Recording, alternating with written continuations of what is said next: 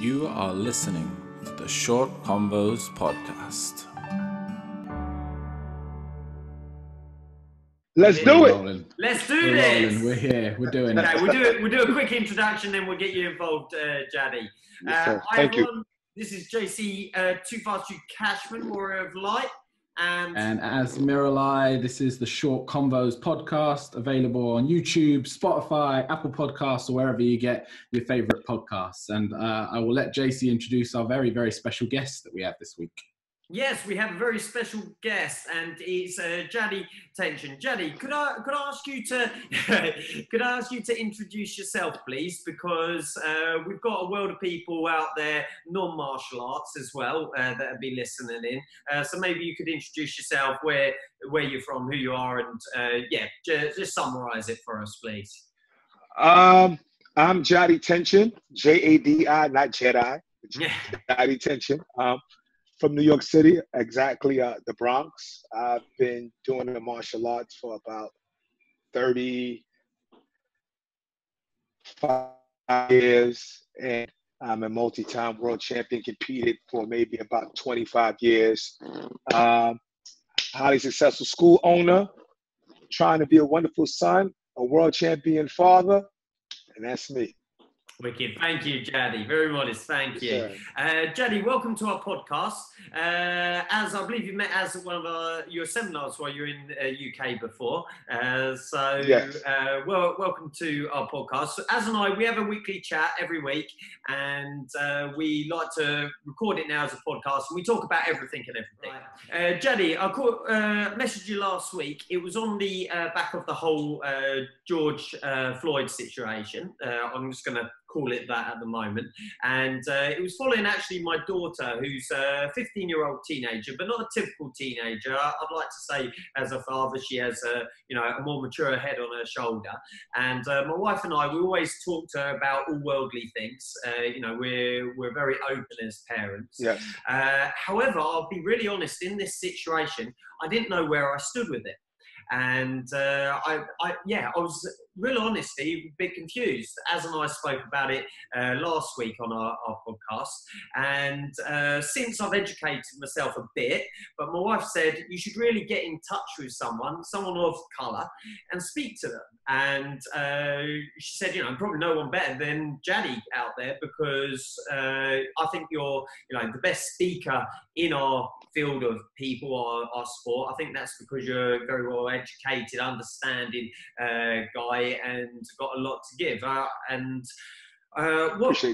What I think it is Jadi, before we open the whole can of worms, how I can sort of get this across, I don't see you, Jadi, as a person of colour.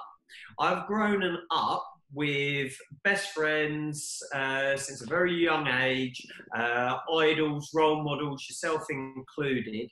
I don't see you as a different race. I don't see you in any difference to who I am. Mm-hmm. And I don't think there's anything wrong with that. But am I right in saying this isn't helping the situation? Are you asking me, is that right in helping the situation? Maybe as you could possibly throw something in here as well. So, lead on from where we were last week. I think what JC's asking, and this, my sister's a bit of an activist in these situations, and she says that it's not the job of people of color to educate white people on what is right and what is wrong about racism. That we need to go out and seek our own education and kind of get rid of our own naivete about things. I think what JC's trying to ask through us being running in the same circles is, do you feel that taking race out of the equation is the way to solve things? Is it good enough for people to say, because this is what we were speaking about last week, of people say, well, I'm not racist and I like people of all color, and therefore it's almost like they're washing their hands of the whole situation. That's not what needs to be done. Jadi, what I am, I'm a bit of a fixer. I like to fix things, and I want to do my bit, and I want to educate myself. So whatever you could give us would be, okay. So first, I really appreciate us having an honest dialogue Most times when I speak to many people, it's always has something to do with my athletic ability or IQ as far as it pertains to martial arts. And it's good to have these conversations that kind of stray away from that, even though it's all connected to some degree. And I really want to appreciate you two gentlemen first and foremost. Just to go back to your question, you absolutely have to see my race because that's who I am. Is there more to me? When I see you, I see a white guy. I don't, when you start saying I'm colorblind, that means everything is neutral. We don't live in that world, right? And let me be very honest. And I'm speaking in general. The default can't be white. And let me tell you what I mean by that. Let me give you an example. It's a martial art company, and they're trying to sell us these marketing items, right? To market to different students, to bring different school people to our websites. And the guy sends me an article of different kids punching. It's red-haired kids, blonde-haired kids, blue-eyed kids, and there's nobody that looks like me.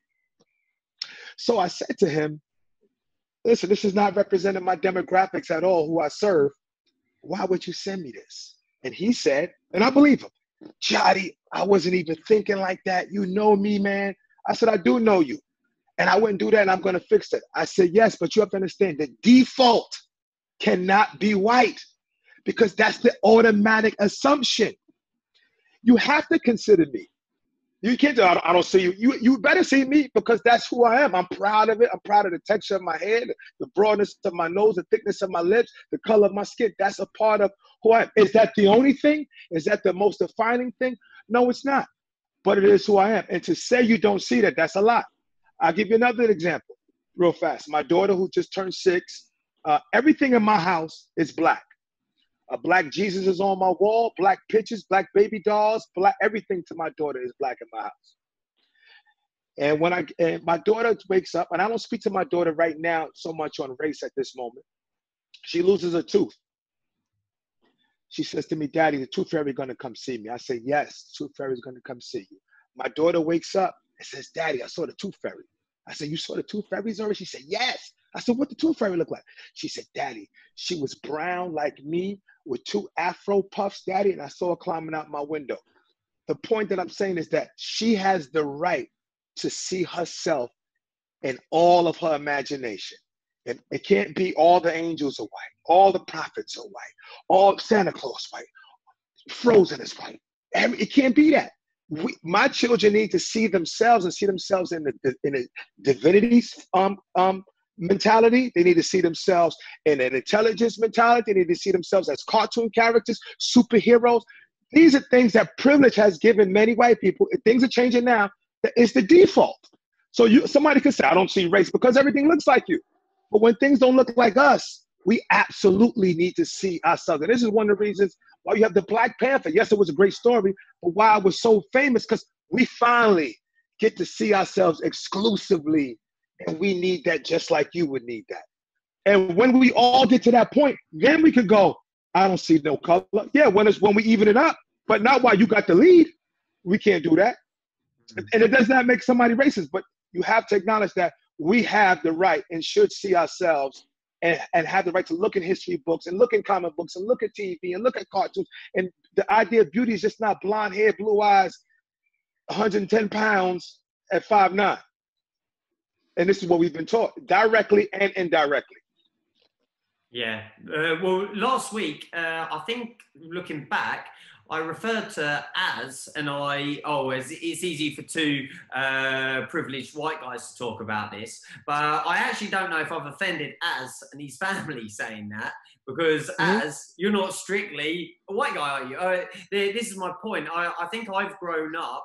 I haven't really, as you said, Jadi, I've been, I suppose, so absorbed by just only seeing my colour. I've never really thought about it until at this point. I'm just being honest and open. Yeah, that's good. I want to educate myself on this. So yeah, Az, are you a white guy? No, your ethnic background. So for anyone wondering, I'm Turkish, born and raised, born in the UK, but both parents Turkish. As far back as I've traced my family lineage, I'm a Turk. In terms of race, I have never, to my knowledge, been discriminated against because of my color or because of my ethnic origins. I think when when terrorism, in terms of terrorism from the Middle East, was at its peak. I experienced maybe the odd, very, very mild joke here and there at my expense. But I would not say that I was ever held back on account of the color of my skin or of my name being, of a different origin personally. But I think the thing that's going on at the minute, and Jadi, you correct me if you think I'm wrong on this one. I think at the moment, I think the Black minority at the minute is suffering far more and has been than a lot of other minorities. And I think at the minute it's been very highlighted by what's happened with George Floyd, but this is obviously not the first instance. It's not going to be the last instance. There's a lot of this going on, and we seem to be at a tipping point with it. And these riots and everything, you can tell us more about it, being someone living in the States. It feels like we've reached a boiling point where people are fed up with, and we spoke last week about, it's not enough to just not be racist anymore. You need to be anti-racist. You need to actually actively now participate, Absolutely. Regardless of your color, to eliminate racism. We need to actually stomp it out, as opposed to just leading by good example and saying, well, I'm not racist and I'm going to raise my kids not to be racist. That's not enough anymore. We need to go after these people that are and that are damaging society. Well, I'm 100% in agreement with you. The one thing I want to correct, you said that, well, maybe go further a little bit when you said at the moment. This has been going on hundreds and hundreds of years. And I'm a successful person. I think that I'm successful. Of course, you can always be more successful. But this is the thing that people have to realize. There is overt racism. This is the easy racism to follow. Hey, you N-word, you honky, you cracker, whatever you want to call somebody. That's easy. That's easy. Racism systematically is in, as I said earlier, your religious systems, your educational system, your judicial system, your legislation. It's in your police system. Black people do not pull the strings in those systems. We don't run those systems. So what has to happen is people like you and JC, you guys have to go back to your communities and have those hard conversations, because many times, many white people assume just because they didn't hear the word N-word or hear somebody burning somebody burning on the cross and being lynched, then the racism ends from there. And it absolutely doesn't. It is slick. It is, like I said, it is slick in all of those systems that I've just mentioned, but we don't control any of them, right? So Black people are in slavery, and then you come out of slavery, then you go right into Jim Crow. Then you come out of Jim Crow and you go right into the war on drugs, and it's back to back to back to back. Every Black leader has been assassinated, right? And they have put instigators and people who provoke things into these movements. And so this continues to go on. And the same issues that Martin Luther King, with all due respect, as great as he was, he's a Black person that white people love to throw up because it's safe. Don't fight back. Love everybody. Invite everybody. He's a Charles Xavier. When Magneto wasn't necessarily wrong, right? These people want to kill us. They want to destroy us. We got to fight back. So the beautiful thing, let's just go with Malcolm X and Martin Luther King. One of the great things that made Martin Luther King be so successful is because we knew right after that the result was Malcolm X. You're going to deal with one, you're going to deal with the other. And even during those times, Martin was a hated man. And we always celebrate dead Black people. You know, Martin Luther King is gone. We celebrate him. When he was alive, they hated him. Muhammad Ali, as he got older and wasn't as active, they hated him in the beginning. Malcolm hated him, right? These are things, Black Panther Party hated them. There was nobody that anybody ever said, that's the guy. And so we have to be real careful and understand, as we proceed to eliminate racism, you have to understand where the anger comes from with Black people. And you also have to understand that white people do have a responsibility to talk amongst themselves about fixing those systems in which they control. We don't control them. And that's just the reality. And then you have people who, yes, in the movement that we have now with the looting, I don't condone all of that. I don't agree with all of that. However, when has the reply to injustice never been violence? This is the American way. We bombed the Middle East when we had a problem with that. That didn't fix 9/11. We bombed them. And we didn't care about their infrastructure. We didn't care about their highways. We didn't care about the children that was lost. We didn't care about their schooling. We didn't care about their businesses. We had to make a point that any transgression that comes against America, we have to retaliate with violence every single time. This is America. This is the way. And then people say, hey, you know, there's peaceful protests. When Kaepernick took a knee, nobody wanted to hear that. They broke all the treaties that they made with the Indians. This is America. This is what they've shown us. So now what? Now could you imagine? You know, America sends diplomats all over the world. And diplomats speak to other heads of countries and states. But you know what the elephant in the room is? The elephant in the room is because the diplomat has a military behind him. Could you imagine if the diplomat wanted to make a point with no threat of violence behind him? A country could easily go, whatever. We don't got to listen to you, but why do we listen to the diplomat? Because we know that if we cannot have a reconciliation, there will be potential violence. And no country that I've known in history in America has ever settled their transgressions with, hey, let's just have this kumbaya meeting. It is all, I don't necessarily have to agree, but the reply has always been violence. And how long? How long do we sit in this position and then say we don't have to listen to these people? And it's not just now. This has been going on for years and years and years and years. It's the hate that produced the hate. It's interesting. And we have to, you bring, yes. Excuse me to interrupt, Jad. It's interesting a few things you're bringing up. I'd like to expand on them, if I may. Since speaking to you last week, as I've said, I've tried to educate me through sources that I can, but I'd like to actually speak to someone, you know, again, who's knowledgeable like yourself on it. So, for instance, you talk about you know, we only see what's on media and things like that. Mm-hmm. But it's, for instance, I'll try to get to it in the 13th Amendment. The 13th Amendment of America is basically to stop people being enslaved, if I'm correct. Yeah, I was reading up on it, then, well, actually, that amendment in itself, it's got a clause where only the people that are criminal can now be basically enslaved, put in prison. And the whole prison system in America is a business now.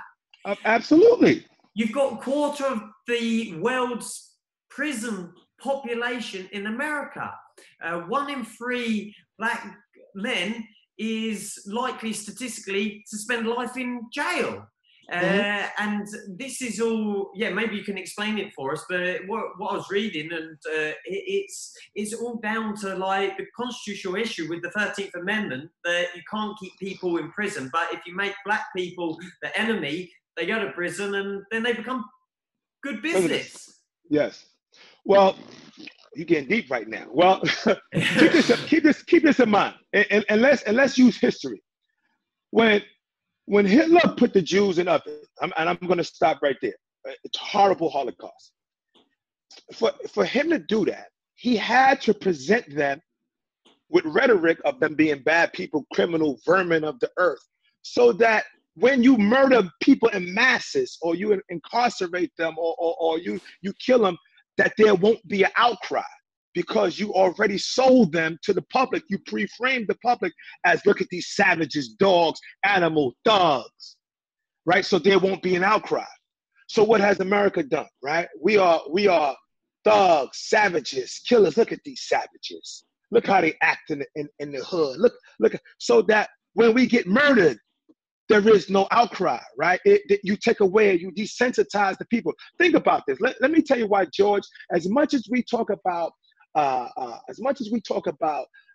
George Floyd right now and police brutality, let me tell you why. And I'm not saying it's not all sincere, but let me tell you why, in general, the world can come together under George Floyd, because not only was it filmed, but it was a perfect murder. And this is what I mean. He never bucked, get off me. He never cursed. He didn't run away as though that assumed murder.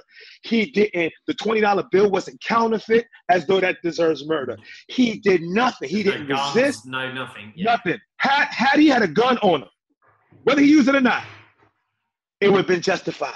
Why? Because you have now labeled the people savages that the outcry. You are desensitized. Had he said, get the hell off of me, you goddamn cop, he fucked up. It would have been justified. How he ran away would have been justified. This is the level of insensitivity that we have towards black people now. And then when you murder him, then you want to bring up when he stole crayons when he was in 5th grade, right? You want this is to desensitize the public, to dehumanize him. This is the same mind that put the Jews in ovens, and the world stood by before we interrupted that and we attacked. But this is the same. You got to watch history. It's the same situation. We have to desensitize people towards them. And once we do that, we can justify murder. Unarmed men are being killed. You a cop, man. Learn how to fight. If me and JC got in a problem and I got in a fight with JC and I said, I felt threatened, I'll go to jail. I will go to jail. It's not a baton that comes out, a stun gun. It's not a shot in the leg. These are people that get murdered, and this is what you hear. Shouldn't have been a criminal. Shouldn't have ran. Shouldn't have had a gun on you. I'm not saying pointing at the cop. Shouldn't have had a gun on you. Now there's a guy, and this is what I also want people to understand. This is not just George Floyd, right? This is Ahmaud Arbery, right? This is Breonna Taylor, right? This is Emmett Till. This is history after history after history. Listen, I just want to say this. I don't think people realize this. I have a son who's 15 to be 16. At 11 years old, this is what I had to tell my son. No running at night. No hoodies. Cop come up to you, get on your knees, put your hands up to the sky. When you walk behind a crowd of people, have your keys out so they realize that you're going someplace. I got to give my son a survival kit to come home to his father every day. And I thought it was just me until I had a conversation with a couple of other fathers. We just talking.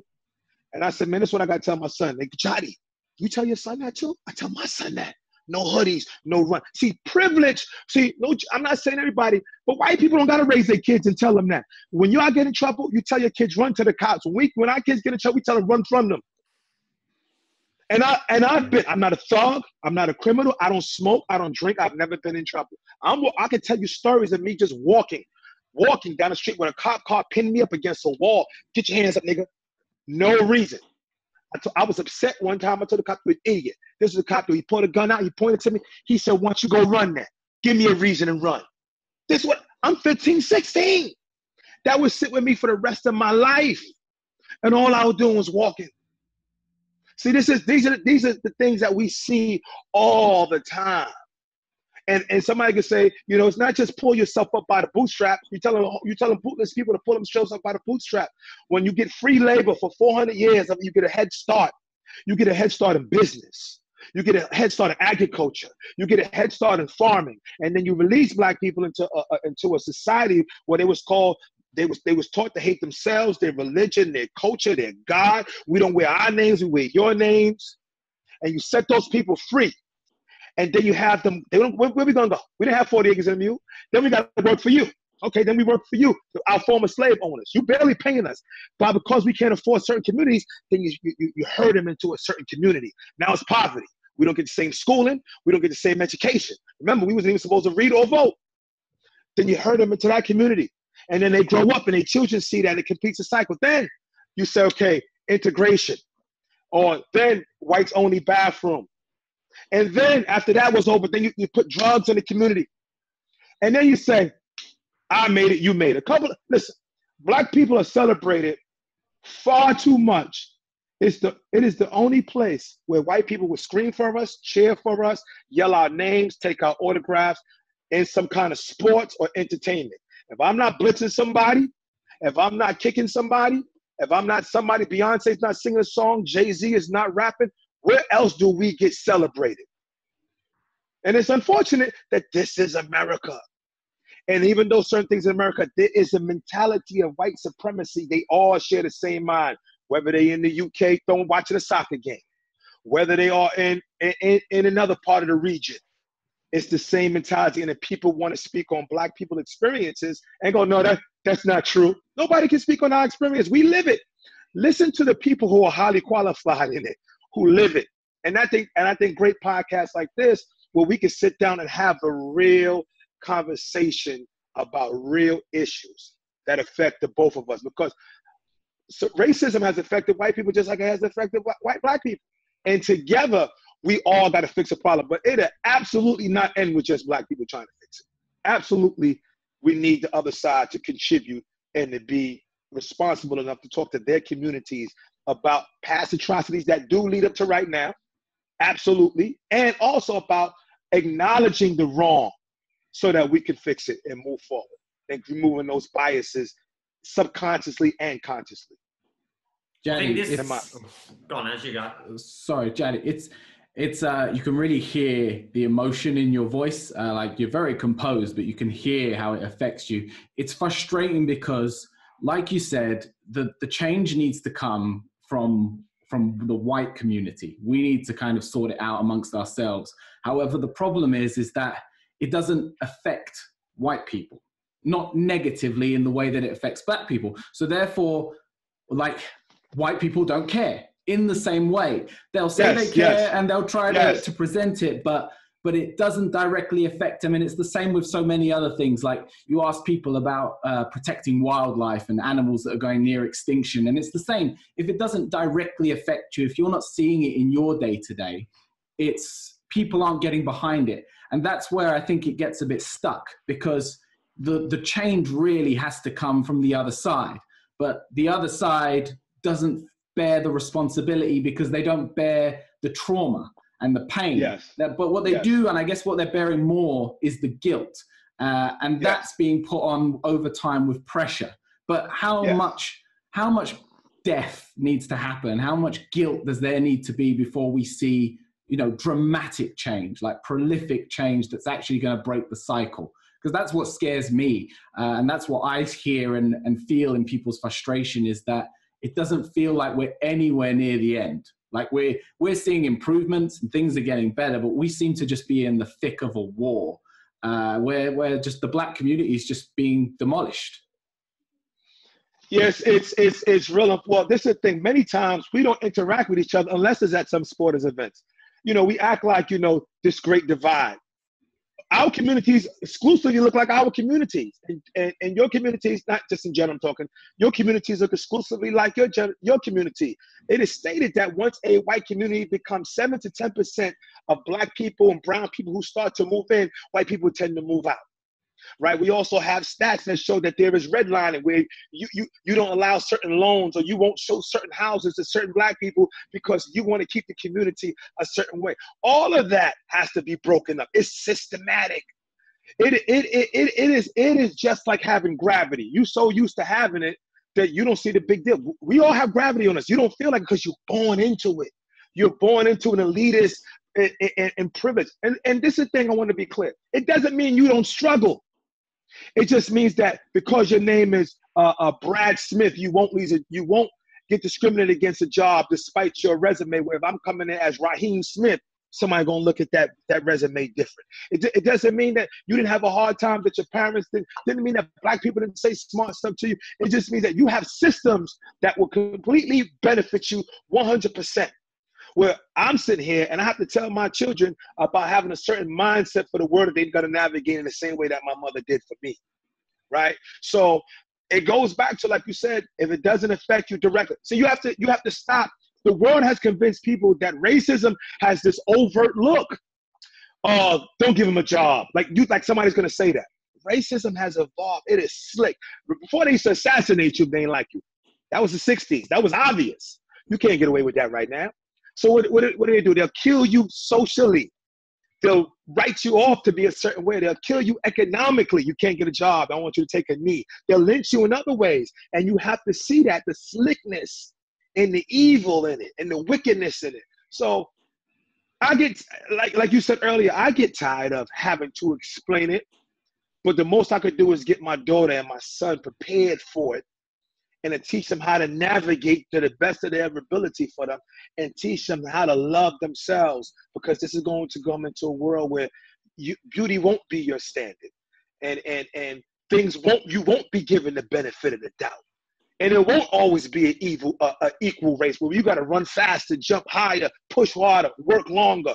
That's the reality of it. This is what privilege affords you. So it goes back to the mindset of racism, indirectly of we're better, or the fact that you could ignore another race. All has to be broken up. All that has to be broken up. And so when you see buildings burning and being looted, that's what we say, break it all up, burn it all down. I'm not saying I agree, but I understand, right? This is what sometimes you got to destroy before you could build. And it's unfortunate, but I don't see it either. This has been since our genesis in here, that this has been something that we have been dealing with, having the same conversations that we had 60, 70, 80, 90 years ago about justice and equality for all. And I don't put my hand on the flag. Some people got a problem with it. Last week, I wouldn't have known where to start with you, to be honest, Jadi. And I would say in a week, I'd like to call it a moment of clarity. I'll speak about that in another podcast. I've woken up to this. And as a white guy, I'd like people to hear this and wake up to it as well.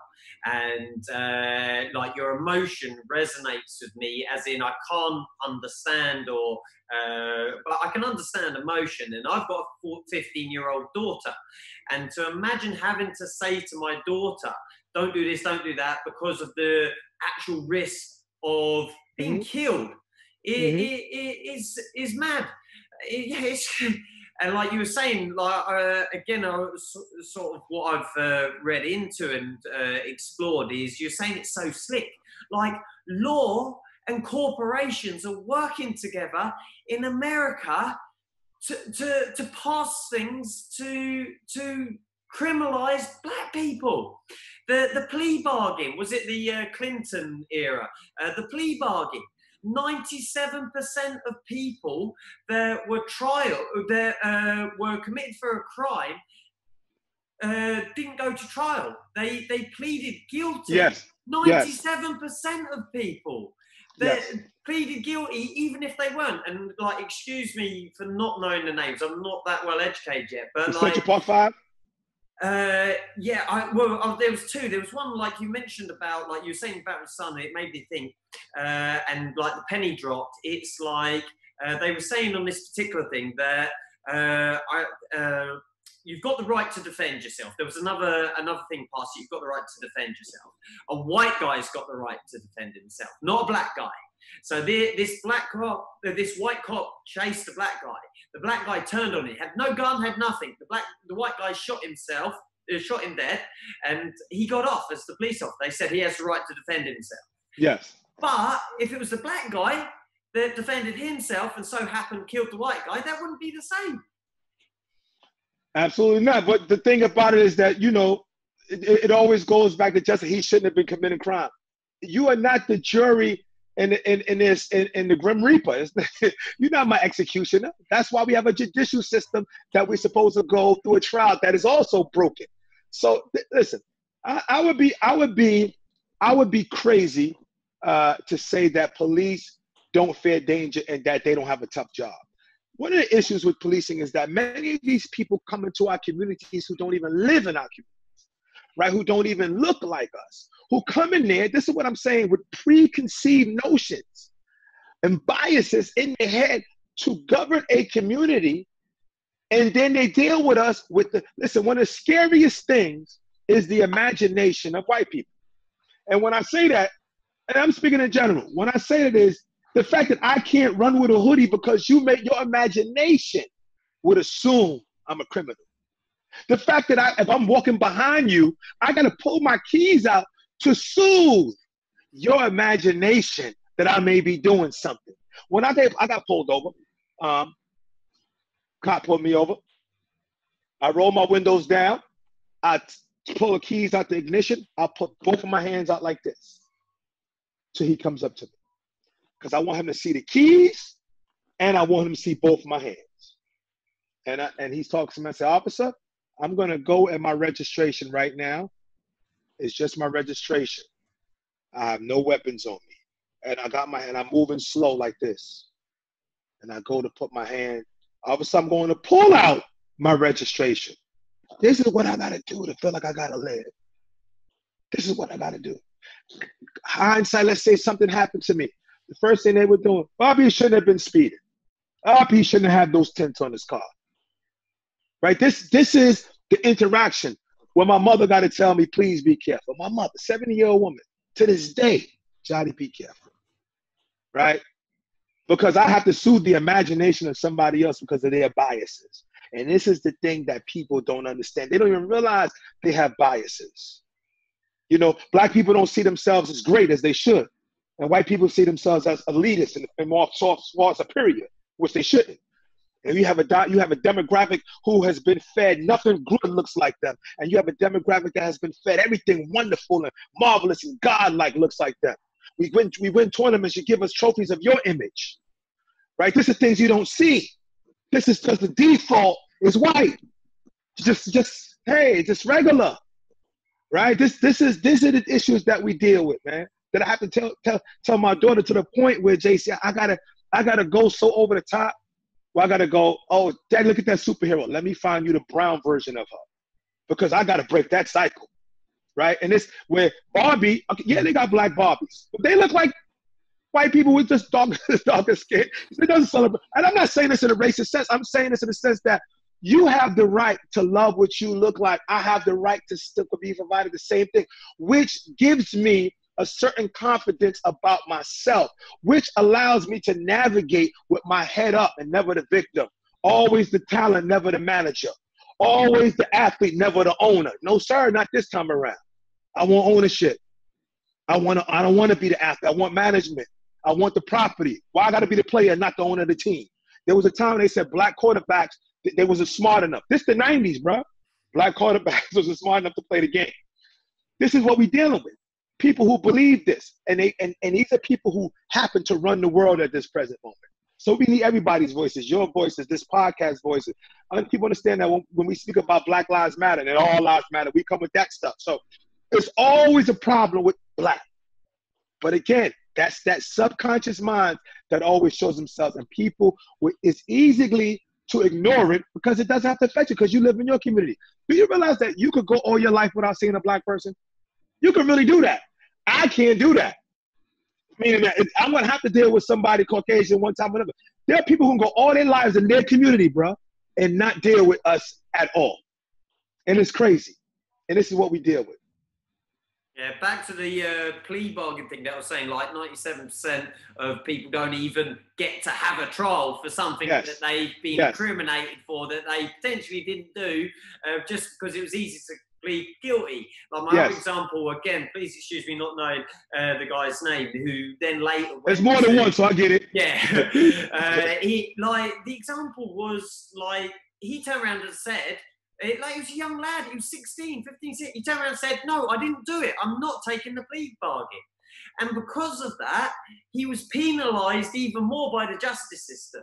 He was beaten. He was bullied. He was beaten. He was bullied. He was beaten in the penal system. Then later, 3 years after all of that, he was found, evidence proved that he was not guilty in the situation. Let's say it was murder. Yes. 3 years after the trauma, he took his own life. But he killed himself. Yes. Jadi, it's like, man, yeah, the penny's dropping for me now.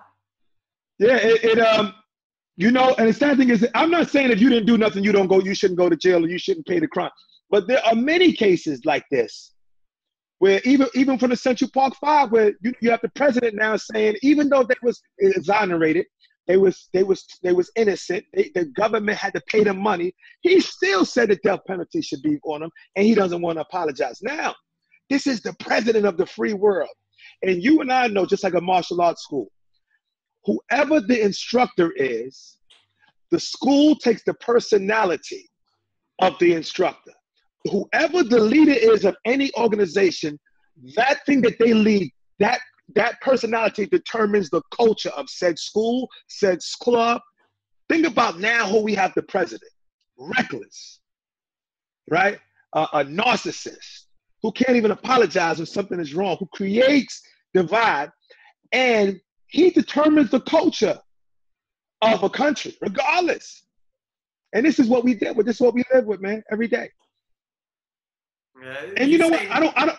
Yeah, yeah. I was going to say, I was going to move on. My next thing I was going to say was about leaders as well. And like, it was only yesterday how, again, I can't remember the source exactly where I was following up on it, but how through history, your race, the color, has your leaders, you said it earlier in the podcast, you had no leaders. You have, like, they got killed, they got taken away. You've got no, like you say, it's just hope. sport. The people that hope, yes. You've got no one to aspire to. Like, you know, they took all the dads away in the slaves, so straight away all the kids ain't got a parent, and then that happened then later on through the, you know, the prison system, through everything. It's like you're taking a race down a peg.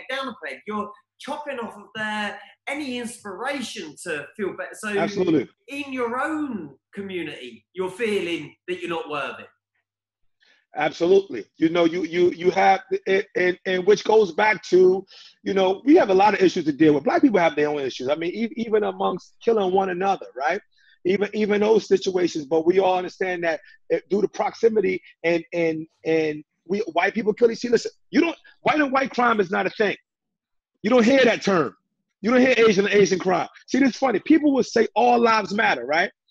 But when it's speaking of black people, they'll get very specific. Black crime. What about when y'all kill each other? See, you can accept it. And what about when y'all kill each other? Oh, you can understand. If what happened to all crime matters. Now you can clearly make the case to diminish from another group or another movement. It's always that. It's always whatever they do, diminish it. Right, all the leaders, like I said, any leader, whether it be Malcolm X, Elijah Muhammad, Minister Louis Farrakhan, whether it's Al Sharpton, I'm just speaking about whether it's MLK, whether it's Marcus Garvey, whether it's SNCC, whether it's Fred Hampton, whoever it is, there's not been one leader who has been celebrated unless they gave you him.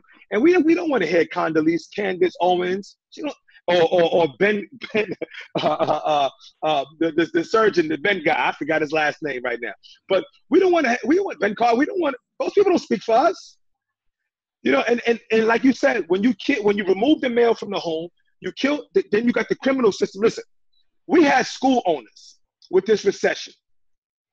We had people who were protesting over 2 months over COVID. Give us our jobs back. Storming the federal buildings with guns. And then there was quotes among them like, this is how crime starts. So we clearly understand there is a direct connection with poverty and crime, that good people will do wrong things when they feel like they cannot feed their family. And if you take that, now these are school owners saying this, bro. So martial arts school owners, the discipline, integrity, focus, perseverance guys, saying that if you continue this, crime will happen. Then what happens to a people who are born into that?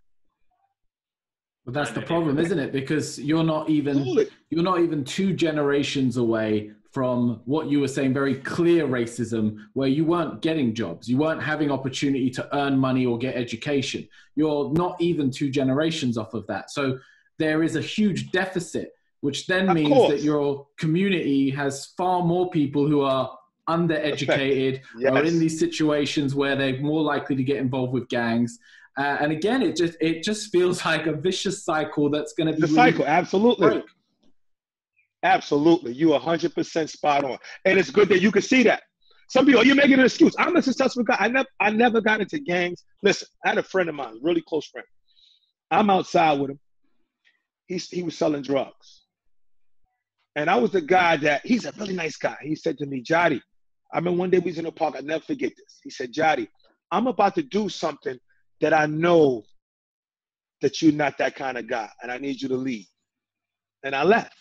All right, this is real close to me. And you got some of us who break that cycle, right? And you got some of us who are stuck in that. Listen, as a kid, my gym teacher was my basketball coach, my baseball coach, my football coach. One guy, 30 kids in one class. We had basketball and we had baseball and was in a park. We didn't have no gloves. Like, we had to get borrowed gloves. Like, the funding to those communities. So I go to another friend's house, about 2 hours away. I go to his school. They got a wrestling team, a baseball team, a debate team, a swimming team. 2 different experiences as kids growing up.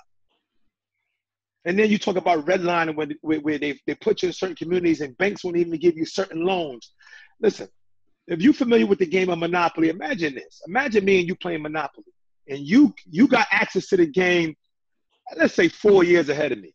And then you probably say to me, now I'm going to let you in the game. But you already got the houses built and the hotels. And then you say, but I'm going to give you $1,500. Now go around the board. But I ain't going to let you buy certain properties. How do I compete with that? How do I compete with that? But you pass go, you get $200. But you have a head start in business, agriculture, how systems work. How do I compete with that? We're talking centuries, aren't we? Yes. I just said 4 years. Exactly. And it starts the cycle that I can't pass my child the job. You passing your child the business. Right? You could say, here's equity. Let me pass you down this house that we got from grandfather, and we invested into this business, right? So I can do those things now, and it's a struggle, but I'm doing those things now. But for the masses of us, right? How do we compete with that? And all I'm saying is this: I'm not asking for nobody's handouts, but what I'm saying is acknowledge the wrong, so we can fix it and move on. For you to say, nah, it's no wrong. It's just equal. See, equal doesn't mean fair. If me and you are looking over a gate, and the gate is 6 feet tall, and I got 4 books, and I give you 4 books, that's equal. But you only 5 feet. But I'm 6 feet tall, and I got 4 books. See, but we're not looking at the same view right now, right? We want equality. I want to be able to look out the window like you able to look out the window. Don't give me 4 books, and I got 4 books. We both stand. You got 4 books, but the fence is still too high for you. That's what we have. Listen, you had to make laws for white women to vote. Think about this. White men had to make laws against other white men to allow white women to vote. Think about this. They had to go against each other for the benefit of white women to vote. And we're just asking for the same allies to give us some of those benefits to fight for what we're fighting for and not hear all lives matter. Not at this time. I got 2 children, bro. When I talk to my son for doing something stupid, I don't talk to my daughter. I deal with him exclusively. Hey, Jabril, let me have a talk with you, man. You can't be doing this. There are times I have a conversation that deal with all of us, but when I check my son or check my daughter about what they did, I deal with them exclusively, right? So all we asking for is the same thing, that we're dealing with certain things that are affecting us exclusively, that we're asking for others who have power and have influence to help us or aid us in that battle, because we can't do it alone. It has to be everybody's input to fight white supremacy, because we didn't create it alone, right? So, again, well, maybe you can, maybe you know a bit more. Like, where do we sit with European history and all of this? So, like, we've talking about American history. Like, we don't have, like, maybe I'm wrong. We don't have the same racial or gun or criminal system or anything like that as the States. So where do we sit racially in Europe, or more so in the UK, because that's where I reside? Well, I don't live in the UK, but I can tell you this: the UK is for anybody that believes the UK is not as racist, it's crazy. Let me say, the Dutch own the Caribbean, the British own the Caribbean. These are people who went over to these places, raped, robbed, stole the land, and now have all of the indigenous people working for them in their resorts. That money doesn't come back to the land. That's the Dutch, the Spaniards, the British, the West Indies, when they talk with the accent. That's y'all. So it's the same mind. It just may not, because your police don't have guns. But I'm sure the justice system and jail system is full of black people over there too, right? So this is the same mind. It's just slicker. We all, listen, the same dog that bit us, bit them over there. The same snake that bit us, bit them over there. Let's be clear. Those boats that picked up them slaves came from Europe. It wasn't just America. They came from Europe, and it came over here and conquered these lands. That mind hasn't changed, and if it has changed, why are they not fighting against America over here to stop the nonsense?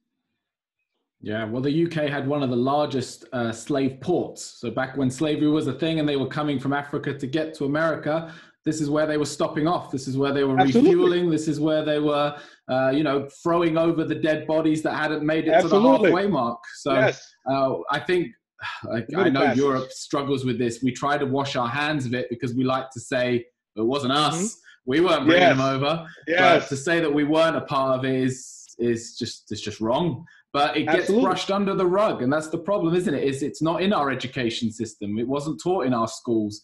It's not covered in our history lessons. We cover slavery, but at no point in my history lessons did we cover the fact that boats stopped in London, stopped in the UK at ports, and then made their way over to the States.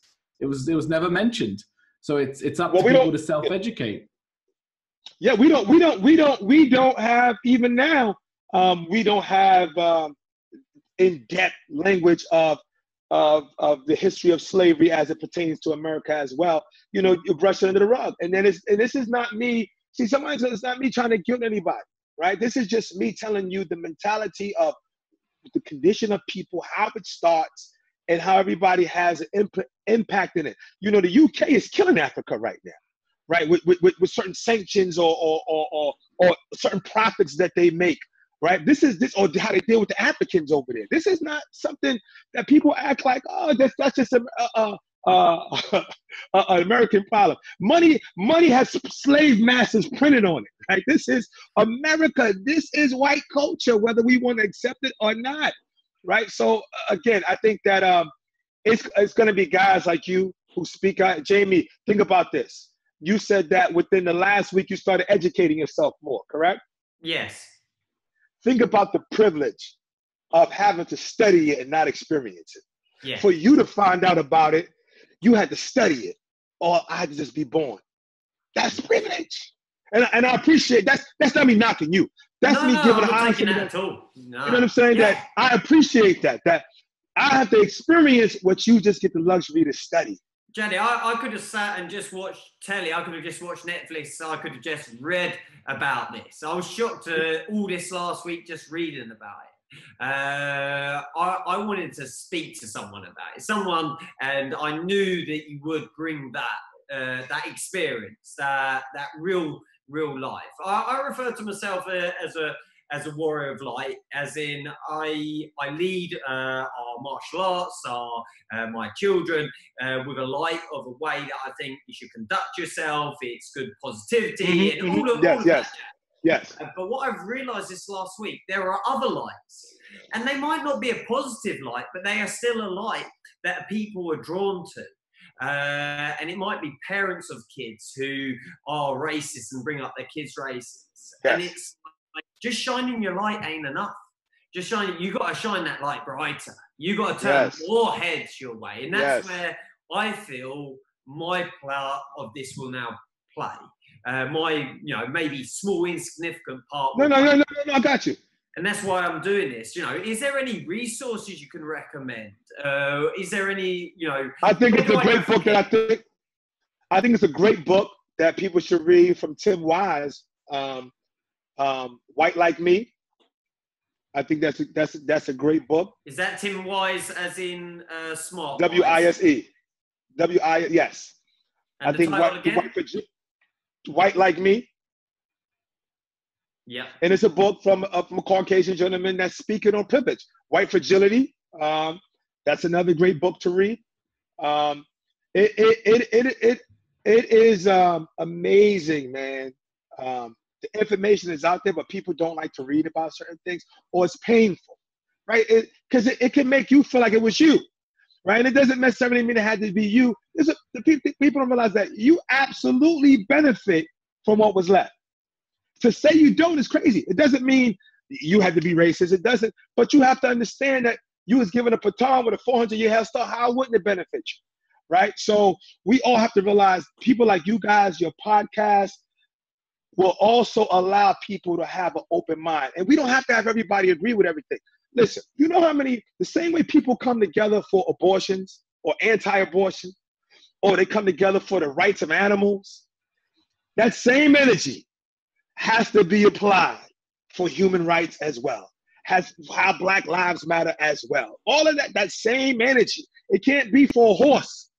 And then you don't have that same empathy for my son, right? Or my daughter, right? You have to have, if not even more, right? And that same energy the same energy that you will go and you will go buy Anthony Joshua boxing, scream his name. That same energy that you spend all that money to do his ticket and yell and scream for him is the same energy that you have to fight for his rights that affect those that you should. It would be nice. I'm not going to say you have to do anything, but it would be nice, right? And that's all that we're asking for is that people, because it being fair, everything is not racist all the time either. Sometimes as a people, we can make, sometimes you're a jerk. You shouldn't have reached for nobody's gun. I understand that. I would not be blind to an eye and go, the dude reached for the cop's gun, the cop shot him, the cop shouldn't did it with race. That's absolutely crazy to me. But sometimes when you don't have a weapon, or when you ran away, that does not justify death either. And we have to be real careful of what we choose to ignore. And taking it out of context. It's just a small piece of the puzzle. It's not looking at the whole picture. Yes. And that's the key, that sometimes it's easy to see if you're committed to something. It's easy for you to say, I'm not paying attention to Black Lives Matter because they burnt down the store. Again, I don't agree with it. They burnt down the building. If that takes your mind off of racism, systematic racism and brutality, you was never committed in the first place. Because listen, I run my business. The protest was coming up the street. I get a phone call, hey, Jadi, the protest is coming towards your building. I felt like a deep, stress. I was bothered. I was rubbing my head like I would hate for anything to happen to my business that I've been running for 20 years. It feeds my family. I would hate for anything. And I would be so disappointed and I would be so hurt if anything happened to my business. But I would still understand. And it still wouldn't take away from racism and brutality, even at my cost. See, you can't wage a war for right and think there won't be no casualties, even if I am the direct benefit of me not having even if my building got burned down, even if my school got burned down, and still not be passionate about racism because something hurt my feelings. My goal or my drive or my passion is so much bigger than my own business. That's the kind of commitment that you have to have if you're serious about racism, even if something goes wrong, or even if it doesn't benefit you in your way, and you got to be a casualty to that, then you got to be a casualty for it. But don't tell me you fighting for what I'm fighting for, and as soon as something don't go your way, you worry about a building burning in a community that you never even visited. You're worried about a Target being burnt down from a people that you never even come to their community. You never even support those black businesses. You never go to those black barbershops. You never go to those black sneaker stores or hat stores or black restaurants. Now you concerned. No, now you got a scapegoat to go. Look at them burning down their communities that we don't invest in, that we don't go visit, that we redline them in. You got kids in here that learn gymnastics from flipping on a mattress. Kids that know how to play basketball from basketball courts that had grass growing up out the concrete because the city didn't maintain it. Broken hoops. Garbage all on the street because it's not a garbage man. A garbage man comes once a week, so you got a building of 200 people that have to put their garbage on the street. Now you have rats in the building. It's not that they're dirty. We don't have the same people maintaining our communities the way you do, cutting our grass the way you do.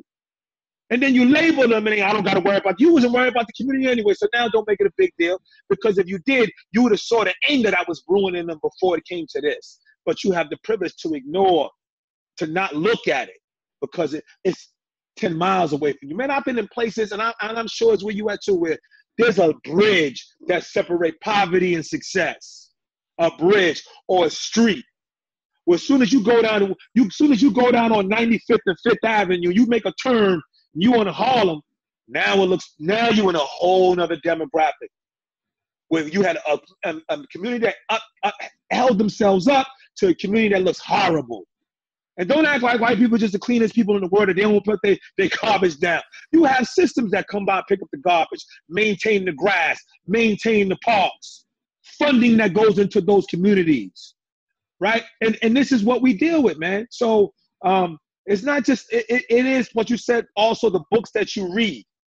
But it's also understanding that how money works, how business works, how government works, how your local congressman works. All of this happens when you hold people accountable. We just all have to start holding people accountable as well as our community. I don't put all that on you guys. Black people have a responsibility to themselves, right? You have to have a responsibility. So my whole thing is this: when you teach your people to hate the skin the way they look, listen, man, it's so deep that, you know, when everything that's shown in you of divinity doesn't look to you, how does a child develop confidence and love for themselves? How? When you give me a white Jesus, you telling me a story about Moses in Egypt, and you got Elizabeth Taylor playing Cleopatra. Elizabeth, you got Mel Gibson playing Jesus in the place where it's darker people. I'm not, whether you black or white or whatever. And you sell these images to the world. Then where do people find the confidence in themselves? Where do you find that at? Because that has to be built in you. How many white people do you got to say, you know, they don't have confidence in themselves as a people? You believe you're beautiful. You believe that your blonde hair, your blue eyes, and your skin is greater than mine. You believe, you show it to me every day. You tell me this. Indirectly, you tell me this. You show it to me in your comic books, your video games. You show this to the point where somebody had to say, hey, man, hey. You know, Black Lives Matter too. We do matter too. And people had a problem with that.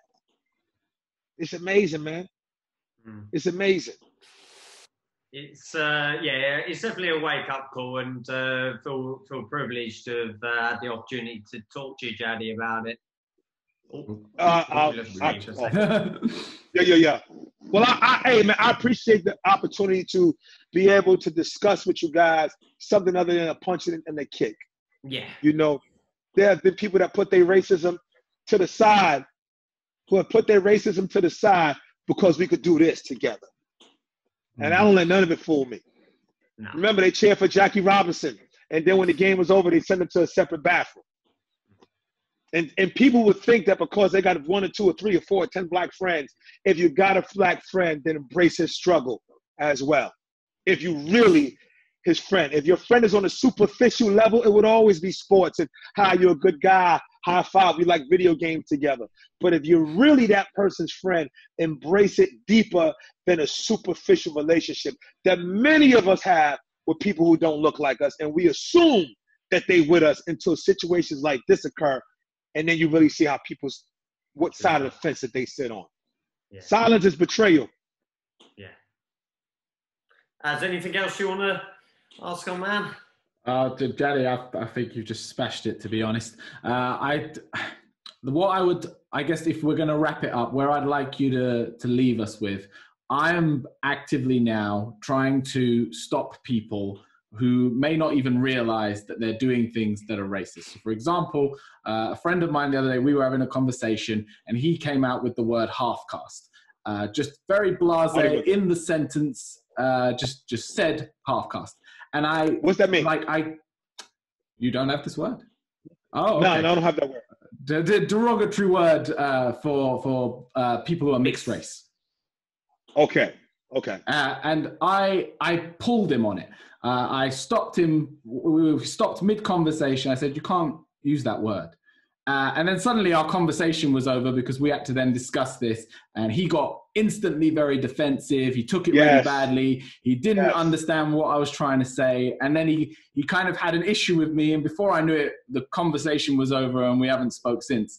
Although I was completely happy with what I did, I can really see how people might be struggling because they try to do what's right and they try to stand up for what's right, and people spit it back in their face. And I think you then realize that the people around, like you were saying, the people around you, you think that they're quote unquote good people, or that they're not racist or whatever it is. And then they don't even realize it. They don't even see it in themselves. And you call them on it in a way that, I was very polite about it. I was very, I weren't trying to point him out or anything like that. Yes. Education is what I was trying to do. And he takes it so bad. So it's like, do we just have to accept that that's the process that's going to have to happen, that we're going to have to break some eggs to make an omelet? Absolutely. Everybody can't come. Listen, every black person can't come. There are black people who practice white supremacy, right? There are some black people who have such an inferiority complex. Everybody can't come.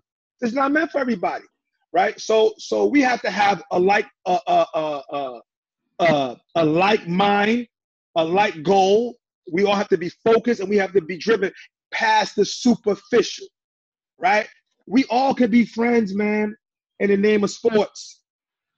We all can be friends in the name of our hobbies. I like remote control cars. I have a whole bunch of friends that are white that like remote control cars, right? We could Brazilian jiu-jitsu. We could have friends, but true friendship. I hate when people say I don't discuss religion and politics.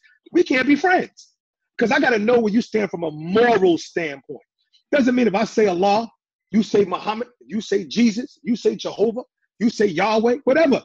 I don't get caught up. But the principles of what governs our lives are demonstrated many times into the politics that we believe in. So I need to know absolutely where you stand. And if you don't, listen, I don't deal with a certain person, black, white, brown, or whatever. You got a certain mentality, I'm not dealing with you.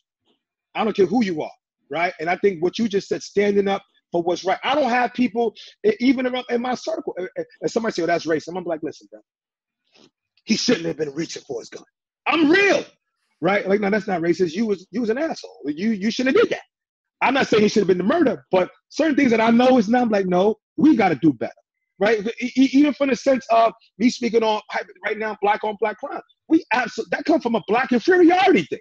We absolutely have to love one of ourselves. We cannot just march when somebody does it to us and then we don't say nothing to nobody else. But that's a black person part that they got to fix, right? That doesn't take away from them marching for something else. And you can't use my family problem that I have amongst ourselves for you to justify not helping us where you can, right? Because it's many streams to one river. So I think we all have an accountability to ourselves first, and then also, like you said, to our friends, to our circle. And I really appreciate that, because whether you mix, even when you talk about building a border for Mexican people, I was arguing about that. Like, you can't look at the rights of brown people and ignore them, and then want somebody to respect the rights of black people. You when you see wrong, fight with them, like, right. And this is like what you said. It has to be all of us together. And those that don't come can't come, bro. We can't water dead plants, right? I don't water dead plants. If you just lock, your mind is closed. Okay, I just know that we won't be interacting together with each other. Yeah. Evil is united, man. Dudes that do wrong stick together. The good people have to stop being silent in the fear of, listen, I'll say this. I got more seminars around the country than any current fighter that's active, by far. I probably have more popularity than many of them as well. I don't give a damn about none of that. I'll give it all up to say what's right, because your pride got to be above all of that. Your morality got to be above all of that. So I don't care about a seminar. Don't book me. Don't gotta like me. Unfriend me. Don't say nothing. I'm perfectly fine with that, because when I look at my children, I gotta say, what you saw a man who said what he means what he said, and scratch when I didn't itch. I didn't laugh when it wasn't funny.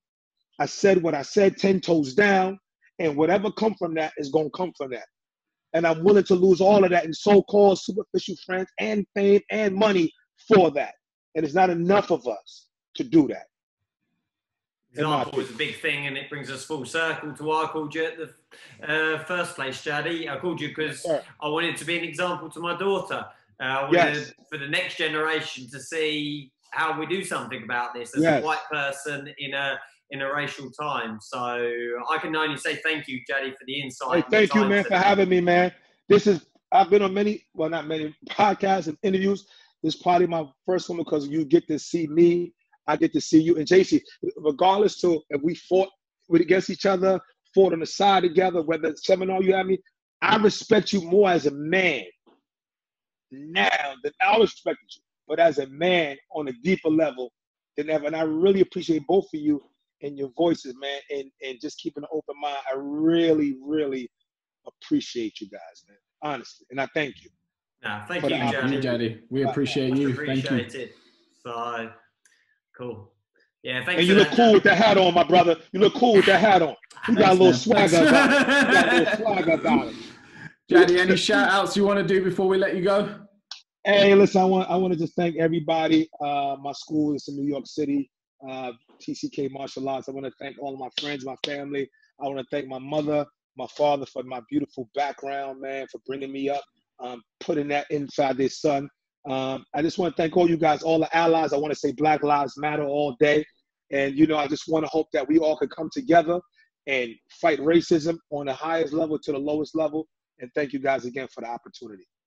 It's been a privilege, Jadi, and we'll catch up soon. Hopefully we're yes, having a touchdown on the same soil at some point. When do you post this? We're going to post it Tuesday. Tuesday. We do it. We film on Tag Wednesday. Me. Oh, of course. Yeah. I'll get it Tag me. Of course. Hey guys, man, have a great one, and thank you again. Yeah, we'll speak soon, Jadi. I'll follow up. All right. We'll take care. How do I say cheers? I say cheers. See you later, mate. Cheers. Baby, say hi to my baby. Hey. All right. Cheers, again, mate. Cheers, mate. All right. Cheers, mate.